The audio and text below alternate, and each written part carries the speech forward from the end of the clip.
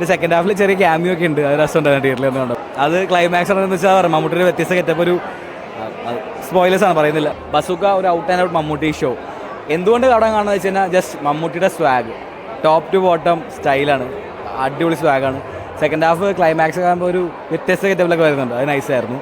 Overall movie നോക്കുകയാണെങ്കിൽ ഒരു ത്രില്ലറാണ്, ഒരു ഗെയിമറിൻ്റെ പ്ലാറ്റ്ഫോമിലൂടെ കാണുന്ന രീതിയിൽ കുറച്ചുകൂടി ആനിമേഷൻസ് ഒക്കെ ഉപയോഗിച്ച ഒരു ഗെയിമിംഗ് ത്രില്ലർ എന്ന് പറയാം. എനിക്ക് പേഴ്സണലി ഒരു ആവറേജ് മൂവിയുടെ ഫീൽ ചെയ്തത്. ത്രില്ലർ എലമെൻസ് ഒക്കെ അത്യാവശ്യം ഉണ്ട്, ആക്ഷൻസും കൊള്ളാം. BGM അത്യാവശ്യം നന്നായി അപ്ലിഫ്റ്റ് ചെയ്യുന്നുണ്ട് മൂവിനെ, കാരണം ഒരു ആവറേജ് മൂവിനെ ഒരു എബ് ആവറേജ് ആക്കാൻ BGM നല്ല ചാൻസുണ്ട്.